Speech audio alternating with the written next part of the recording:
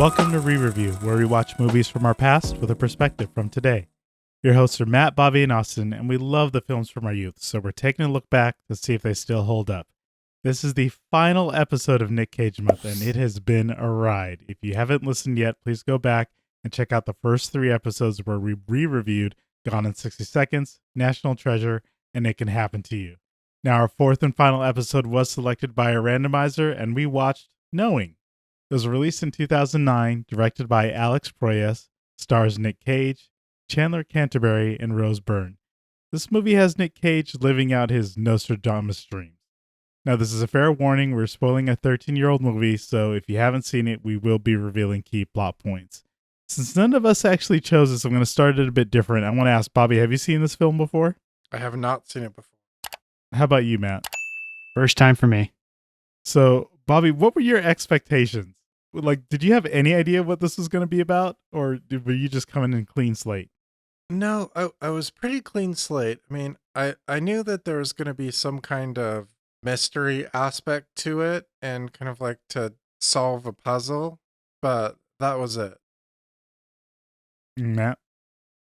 I think about the same thing. Like the only things I knew about it was a Nic Cage movie and it was about some sort of like future predicting thing. I think I kept getting this movie and Next confused, which is another movie about where like Nic Cage can see 5 seconds in the future or something. Oh, I feel like we should watch Next just to compare Next. the future Nic Cage work here. The same for me. You know, I think you both had described what this was going to be. I was fully convinced this is going to be Nic Cage can totally see the future and probably going to have some weird, crazy things going on. And it didn't end up being anything like that. My first surprising thing is 8 minutes before we actually got to see Nic Cage in the film. So let's kind of talk about the creepy intro we were presented with the very Ring-like young lady who was there to, I think, creep us out. Did that setup get you at all, Matt? You know, it's weird. It didn't have Nic Cage in it. I don't necessarily think you have to have Nic Cage at the very beginning for it to draw you in. I think the premise. Well, I mean, look at National Treasure. It's like we didn't see Nic Cage until about the same amount of time because you saw young Nic Cage and the story was being told and everything else. True. I mean, I think that it did what it's supposed to do. I think that it set up the premise. Well, I guess it didn't really set up the premise. It acted the way it's supposed to in movies where it set up the inciting incident that the rest of the movie kind of relied on to an extent. About 3/4 of the way through the movie, I feel like what happened at the beginning didn't really matter anymore. Mm-hmm. I think that it kind of went off on its own tangent. And I actually have a thought about the beginning of this that later on I was like, wait, why did that even really happen? But I don't know. It was fine, I guess. It kind of had horror vibes to it, to be honest. It totally had horror vibes. And I feel like they kept throwing in those little bit of elements. So for anyone listening doesn't know what we're talking about, we're introduced to a character who basically is writing all these numbers down on a piece of paper back in 1959, and they locked this thing away in its own little what did they call this? Time capsules. Time capsule. For the school to reopen, 50 years later. And they of course do it, and it's Nic Cage's son who gets this letter from the girl who had the vision, who wrote all these strange numbers, who was predicting things that were happening in the future, and hilarity ensues. Bobby, were you good with all that? One of the problems with mysteries for me is that there's kind of 2 parts to it, right? Like there's trying to get to the point to where, like trying to get enough information to get the mystery going. And then for me, like sometimes if it doesn't get there, I'm kind of like, okay, like I wish it would just get there faster so that the movie can actually start. Because like sometimes it's like the puzzle doesn't come together like fast enough for me. I know this movie was already above your 90-minute mark in terms of time length, so I think you were looking for a little bit of extra pacing there, huh? Yeah, for sure. But I mean, that's kind of like the pitfalls of these movies is, learning a little bit of it as you go to kind of like understand the idea where, like I kind of, more enjoy like everything that's presented to me, and I kind of know what kind of movie this is, and then okay, like let's just watch what they can do with it, as opposed to like, oh, like we don't know anything. What does all this mean? We don't know yet. Yeah, I mean, there's an element here to me that felt like this could be a TV show, or at least the way they were pacing it. Like these are little half-hour snippets. We probably could have taken a break and we'll come back and watch the next half hour in a week and be caught up with what's happening in the story. It felt to me like they were okay. Here's the thing: this was a bit more sci-fi than I expected. Yeah, even though it was a bit horror. Yeah, I Definitely towards the end. Yeah. Yeah, I was not in my head with what it was presenting. I thought it would be the kind of Earth torture that we tended to see around films of this time. Because wasn't this when all the films that were coming out about the world basically being destroyed by like every which way of environmental stuff? Yeah. So like the movie about the ending of the Aztec calendar means like the world's going to end. So there's like all this prediction drama. Mm-hmm. I mean, I Matt, do you find it mentioned weird. this. Hmm? Well, I was going to say there were some similarities to other films, and the one that really seemed to hit after we get introduced to Nic Cage figuring out that these numbers on the piece of paper were tied to significant events where there was a large loss of human life, and it started to feel kind of Final Destination-y. Yeah, it was definitely a mix of Final Destination, 2012, and Signs. It very much had that with a little bit of, Sixth Sense, right?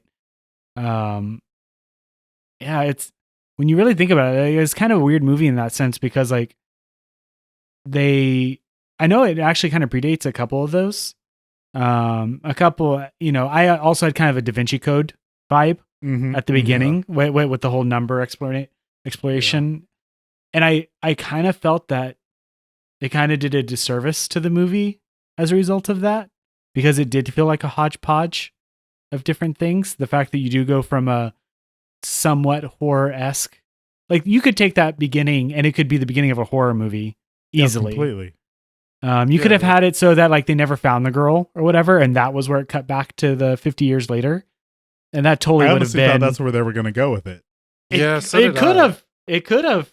That's why I thought they were spending the 8 minutes on the front of it, was because they were going to go back there. Like, I thought maybe this would be like some weird time travel situation where they needed to fix something that happened in 1959 to make the future, like a Back to the Future kind of situation or something.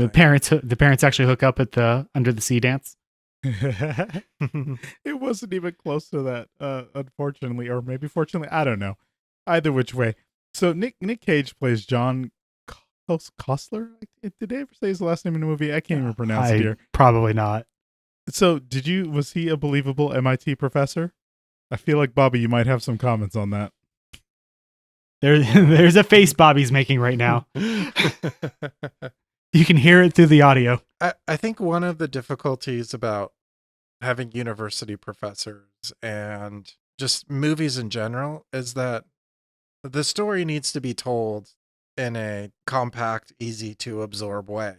And a lot of times these kind of scenes play to me like, I'm a professor. Let me show you why I'm a professor. Look, I'm teaching. Look, I'm doing professor things. Look, I'm joking with my friend about tenure and peer review. And look, I'm a professor. But it's more an avenue to tell the story and less reading to me like a real life kind of situation. And unfortunately, I felt like there was a number of that kind of stuff. Like in the very, very beginning, when they had the teacher, she's kind of like explaining the story of why we're seeing this. She says, as you all know, we're having the 50th anniversary today, kids. Yay! It's like, it's not what a teacher would say, really. It's a way to tell the story. And it's a little bit unfortunate. But I think there was that element of even watching him lead a classroom of what are, in theory, very highly educated students on some pretty basic astronomy, yeah? Yeah, and then there's the scene where he pulls out his university ID like it's an FBI badge. I'm an MIT professor. I mean, that's classic. That actually, you just sold me on that scene even more now that you just did that. let's kind of get into what happens there with all this kind of goes down. He figures out what these numbers mean because his kid got the letter with the numbers on it. He freaks out over it. And we get the big scene where the first tragic event happens, and it's this airplane crash that comes across the freeway and into this field, and then things get a little weird with the way it was shot, and it seemed like it was lost footage. What was going on there? It's funny because looking it up, they were fairly proud of that sequence, and they intentionally wanted it to feel real and gritty, and they didn't want to have cut sequences. So that's the reason why they ended up doing a single take. I think they said it took them 2 days to set up and 2 days to actually film the take. Oh, is the whole thing a oneer? I didn't notice that. I think once the crash happens, I think it cuts to a one take from the plane crash hitting to probably like him being pulled away by the rescue workers showing up.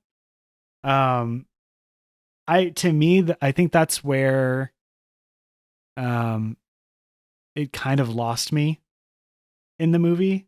I think there is a way that it could have been done a little bit more subtly. I think it was a little bit too much. They did some zooms, like some like crash zooms and some other things, and to me it just drew a little tiny too much attention to the camera work. But here's my problem with it. It was written into the script as an action beat, right? And so they put him in the middle of it. He didn't know about the location stuff yet. He happened to be there, and like afterwards, he makes some comment. Oh, I think I was supposed to be there. Mm-hmm. Like somehow these numbers instructed him to be there, but what really put him there was the script. They needed that action sequence to happen because somebody probably said, "This happened on a TV screen. That was boring. What if he was there?" Yeah, but they didn't want to commit to the geolocation stuff yet. So he acted as the first responder. Like that alone was the part that I was going, why are you the one who's running into this thing where people are running out of a plane on fire and you're acting like you could do something? You're an MIT professor. Yeah, that was weird. I want to back up just a little bit though to some of the prior scenes about him discovering that those were events and people dying. The numbers meant that it was like a tragic event. I actually thought that reveal was kind of interesting, and it kind of in my mind like opened up the idea of like, okay, like I could see where this story can go and get really interesting and go in a lot of different ways from here. But did it actually do that for you? Well, not so much. But I mean, what was interesting is that it now was a man on a mission, because up until this point he was kind of just I don't want to be flippant about it, but he was kind of mopey about his wife dying, right? So now he's got like a purpose, right? Mopey, wow. Get over your I don't even know, did they even really claim like when it happened? No. I guess I assumed it was like recent, but like they didn't really like date it at all as far as I'm aware. Yeah, I would assume it's recent too, but I mean, Bobby's like, get over it. Get over your dead wife. Right. Well, I mean, it's your hotel burned to death wife. It's a pretty bad movie trope where if there's ever a single dad, it's because the wife died. And then if there's a single mom, it's whatever reason that happens in real life, Well, that was inside the movie with Rose's character. Actually perfect. Because so you talk about him being a man on a mission. Let's talk about him finding a relationship in the film, if we have to call it one, with Rose Byrne's character Diana. Creepily following her to the museum, sets up his kid as honestly the perfect pickup line. It could have been a puppy the way he approached this, but then he turns into the MIT police and completely accosts her. There was no way that could have ever went down good, right? Not right. I don't. This is kind of the weird part about this movie is there is this awkward way that they wrote his character. Like, I get it, it's Nic Cage, and if you've seen any of his movies during this time period between 2008 and I don't know, modern movies, he always has this awkwardness to him that I feel like lends itself to these kind of interactions. I think a really good example of something that, we've all kind of seen recently was the Adam Project with Mark Ruffalo's character I buy that as a professor, right? And I buy the kind of eccentric nature to him, and I get Nic Cage is kind of eccentric, but I think the thing that kind of made that interaction and a lot of stuff that happens during this movie kind of weird is I don't fully understand why he's so driven to do what he does, even to decode the numbers in the first place. He's strangely driven to do that, and he's strangely very I get this was after the plane crash, so he has some vindication, right? That he is correct in this, but it still gives him this weird Nic Cage crazy edge that I don't know if this movie actually earned compared to other movies he's in. Talking about his essential existential crisis that he permanently has and tells his students, nothing really matters. And you're absolutely right. Then he turns into, this absolutely matters and I have to figure this out. It is pretty much a change that doesn't, it's Nic Cage. That means it's perfect. Come on, man. I guess it's the there wasn't, I guess, a build up to the Nic Cage-ness. I feel like all of a sudden he started getting really manic, and I don't know if it was necessarily deserved within this movie. But that sequence was weird. I'll say that much. I mean, this is one that felt off, and Bobby, I'll have you speak to this. How about the parent to children? To be honest, the parent relationship kind of bothered me a lot. I mean, it was clear that from the story point of view that the kids were very involved in the story, right? From Nic Cage being single and having his son, and Rose Byrne being single and having her daughter. I thought, okay, great. This is a great opportunity for the four of them to become a team and kind of figure out the plan together. But at every turn, they rudely sidelined all the kids, even though it was really obvious. Every which way they could. Yeah, it was really obvious that the kids were really part of, and obviously this was for story purposes, it was all about Nic Cage's character to push his character, his arc forward and for the story. But I mean, it just kind of bothered me the way that the kid and Nic Cage interacted. There was some scenes where, in particular, that bothered me, where the kid comes to his father saying, "Hey, father, I see that in our relationship, we are having a disconnect. I would like to fix it and spend time with you and talk to you and work out our problems." And dad is like, "Oh no, go away. You have homework to do. We're good." I want that robotic child. And that happened I'm paraphrasing this to plot points and not actual dialogue. So, but at every turn, he was just like, "No, kid, go away. Leave me alone." In front of him, saying "Oh, you're not part of this right now. Go away." And it just bothered me. I mean, from writing 101, I'm not a great writer, but if I was writing a story and I wanted to make a likable character, I would make a character that loves his child and goes out of the way for his child. His child comes to him and says, "Hey, Dad, I need your help."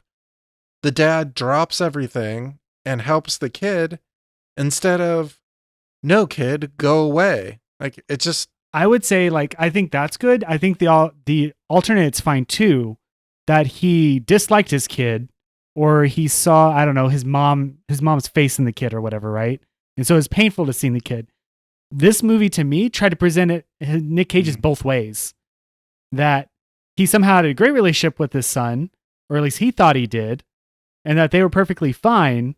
But then, he was like, "Shoo, you're in the way. Go to bed, you." It seemed like he wanted it both ways for some reason. He definitely did, without question. We talked earlier about this kind of being a mismatch of different ideas, and had the horror elements, the whisper people. Did you feel their creepiness and their vibe? And we'll talk about what they turned into at the end. But I'm not gonna lie, there was one or two jump scares that got me in the movie. Damn them.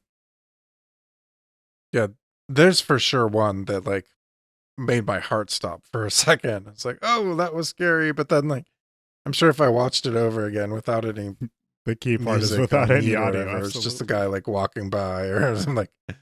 But yeah, no, that like it was genuinely creepy. I mean, I could have done without the That's trench true. coats, though.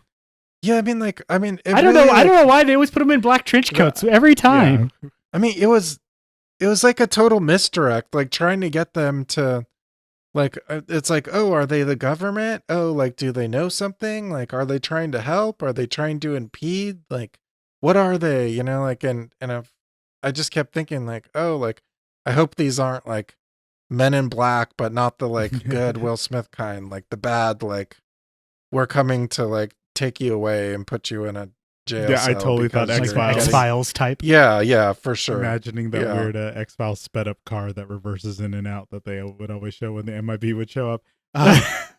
No, I mean, and you're right. What's the guy's name? Like They were Mr. Black super or whatever. creepy, Like, and I think maybe this is sort of the wrinkle here with how much we know the kids were involved as part of what the eventual process is or what they wanted from these kids. But we never got to spend time in that because it was so much about the adults who were just like, let me freak out in my own world. And as you said, push the kids away for most of the things that they needed to participate in. Hence, you think of the Whisper people coming around the vehicle with the two kids in the car, and they were actually being very accepting of it until the son was like, well, maybe I should alert my parents. Maybe I should let them know that we've got about 6 people coming around us, actually 4, to take us away on a special vehicle. So let's run through. We have a few events. We get the train crash in New York, and then we get the discovery that this is all coming down to a big solar sun event in the sky that's going to remove our ozone layer and the earth is going to burn to a crisp. Okay, cool. Most of the time you think to yourself, well, how are they going to figure this out? They're going to find a way to figure this out. Well, this flipped on its head and all of a sudden it became a total movie about Bible stuff. Was anyone ready for that? Because I think I ended up being surprised. I know I saw some imagery early on, but I was like, I'm going to ignore this imagery. Oh, they fully bought into it. yeah, they had the Armageddon imagery all over the place. Yeah, they brought in the fact that he was like having difficulty with his faith, and his dad was a pastor.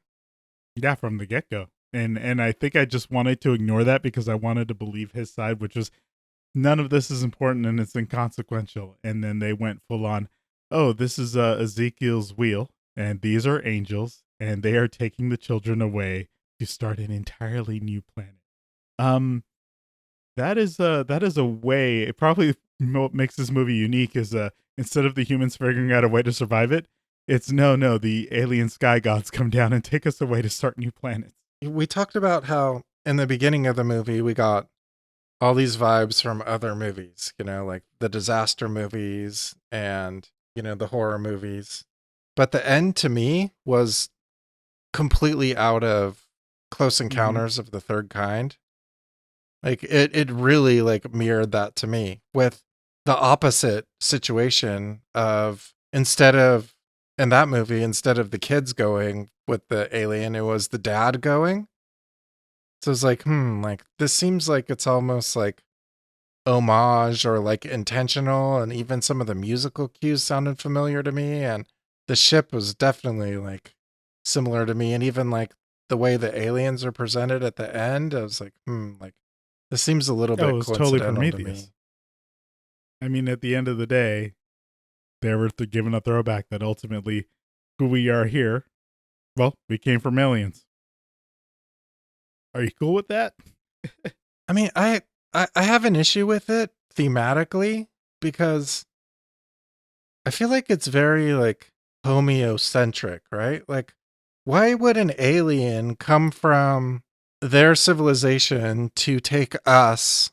Why do we have what it takes to like this body? My back hurts right now because I've been sitting too long. This body is not good enough. I don't understand why like humans why we're so like homeocentric to think that aliens would come from another planet and take us because we're the perfect species, and then we're the ones who need to do it. It's We're going to like have I another don't conversation understand. about why we are the center of the universe, Bobby. We could save that for offline the podcast. No, I mean, like it just seems off-putting to me. Like I don't understand like why Well, there's so many movies like that. but it's very much tied into like Chariots of the Gods, right? You know, the idea of like, okay, well, is all religion Mhm. based off of just aliens, right? In that aspect. So if you look at it from the religious point of view, a lot of people look forward to the end times, right? And the whole Left Behind, also featuring Nic Cage, type movies out there. So it This is very much ties ancient into that. aliens love It fest just- is what it was. Matt, are you recommending this movie? No, not at Definitive all. no. I think that the first half of the movie could have been. I think the first half of it was interesting. I think once they introduced the apocalypse aspect, I just kind of got lost. So no. Bobby? I think it was interesting. I think it went in ways that I wasn't expecting. I mean, Matt like was guessing every single thing completely right. Like halfway through it, he's like, "Oh, these are aliens. Oh, this is what's gonna happen." Like, I don't know. This guy's got some kind of like movie future in his head. You know, aliens are giving him. I go into a trance and I start writing numbers and it just predicts movies. You know.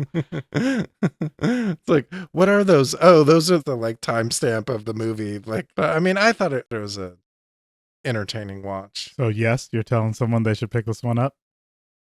Absolutely, do it. I love it. The hesitation was there. You all heard it here. Hesitation from Bobby. It is a different type of film. It is a sludge for 2 hours. It kind of hurts, and it's a little bit hard to watch for that reason. If they maybe picked up the pace, kind of tightened some of the things. Some good ideas are there, and heck, it's Nic Cage. That's your reason. If it wasn't Nic Cage, maybe don't. Well, thank you so much for staying with us for Nic Cage Month. As always, we appreciate you listening, and remember to ask yourself, what happens when the numbers run out?